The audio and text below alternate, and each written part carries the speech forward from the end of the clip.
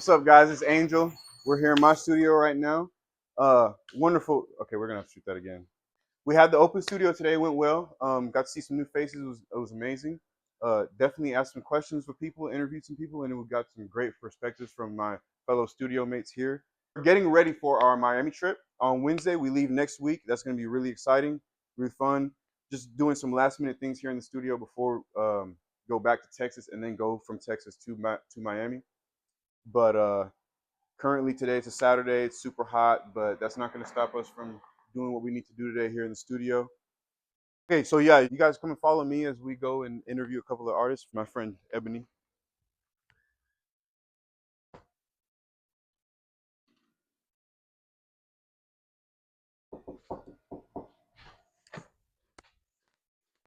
Hey, how's it going? Good.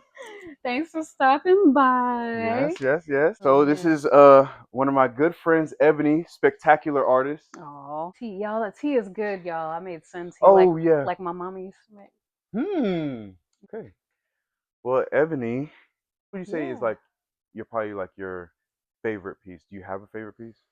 Definitely, I have some pieces that are like more meaningful than others. So, like for example, this piece here, Mm-hmm. just tells a story about my father, and also about me. Mm. So my father came to the U.S. from Somalia back in the 70s and was killed by police officers. Mm. And in some of the text, it just kind of talks about stories that I heard about him, what he was like, because he died before I was born. So that's, I love Mm. telling stories with my art. I try to use more images than text. Uh-huh. But sometimes it's good, I enjoy putting text in there like that one. Yeah, one thing that I do like a lot about your pieces is they hit hard. They really do hit hard because you have a lot of meaning behind it. Thank you. What would you say would be like a better terms advice for I guess a younger like artist or a newer artist Hmm. in terms of like them creating. Yeah. I mean, even from like me, we're always growing, right? Like, Yeah. so things are still evolving and shifting. Like, still trying different things with my work. Uh-huh. I would say just, you have a voice, you have something to say, and I'll say what Harry Belafonte told me. I got to ask him a question. Like there was only time for two questions, and I happened to be sitting by the person that was like asking the questions. Mm. But anyways, I asked him what his advice was for an artist that was struggling to figure out whether to make artwork that looks nice over a couch, that's easy to sell, Mm. versus art that talks about more political issues and social Yeah. issues that are happening. And he said, art without substance isn't art. But he was just saying, like, art is a nice way to share messages because it's beautiful, right? Mm-hmm. It looks beautiful, but you come closer and then you learn more about what the artist has to say. Whether you want to go the political route doesn't matter. You don't Mm-hmm. have to do that. But just say what's authentic to you because there's room for it. There's room for everybody's message. God made you who you are for a reason, so Mm-hmm. why not share that? Mm-hmm. You know? So what advice would you give to us now that we're going to Miami? So when you go to Miami, I think the best thing is just networking Mm-hmm. and not being shy. Mm. Come out of your comfort zone Yeah. because your comfort zone can only get you so far. Yes. So like talk to everybody you can and like follow up. If somebody Mm-hmm. says, "Hey, there's a show coming up," Mm-hmm. make sure to apply or For do what that. you need to do. Just Yeah. keep the momentum going. Mm. Yeah. The Who knows? You momentum might going. end up, you know what, y'all, I'm moving to Miami. We'll be like, oh, Dang. That you never you never know. know. That's You true. never know. If And I just move have to Miami, fun. like I'm still keeping this spot. You gonna keep it? Oh yeah, for Please, sure. please do. Please do, because, we need you. Yeah. Hey, Matt. Is that my dad? Oh, that's my dad. Really? Yes. No. What? Yeah. So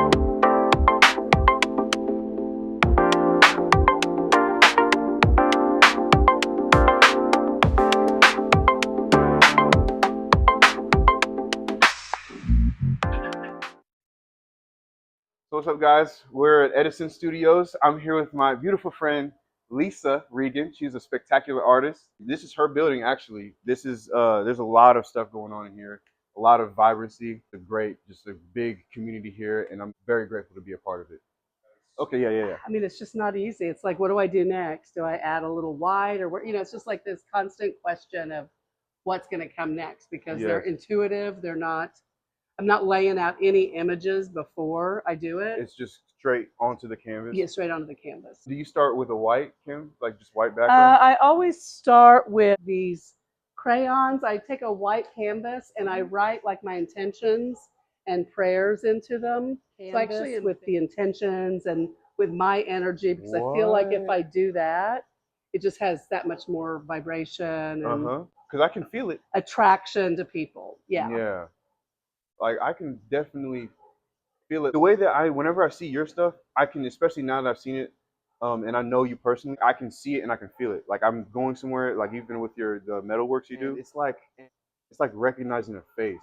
Yeah. You know? Yeah. Well, I do think your energy goes into everything. Like if I'm in a bad mood, I just can't even work because it's like that's not going to help the work. Yeah, and that's something that's actually, like I didn't ask Ebony that, but I do want to ask you that since you brought that up. Since you, like you said, if you're not feeling good, you're not going to work. Is that because you feel like that's because you're kind of transferring those kind of feelings into that? So does that make creating harder for you, or do you feel like you're limiting yourself? Well, I don't think so. I mean, generally I feel good, but I mean, if like on this, like today, it's so hot and I'm sweating and I don't really want to feel like painting. Or if I'm like stressed over something, I need to deal with that something before I can paint. Okay. So every day I'm working. Every day. Yeah. Okay. So because I do know that, like the question I would ask is for like a newer artist, what would you say if they're battling with something like I'm not painting? Well, yeah, sometimes I start a new painting and just leave that one. And sometimes what my teacher taught me was if you don't know what to do when you're looking at it, lighten the lights and darken the dark. So like go in there and start working with the contrast. And so sometimes I'll do that. And then it starts shifting and changing. And a lot of times paintings, like this painting right here and this painting were both started at the same time. So I don't know what I'm going to do with either one of these paintings. But this one became a vase of flowers. So I may do something with this too, but I just start with color and, you know, laying it in. It doesn't really have like all of this could be covered up to become something else. Like that. Yeah.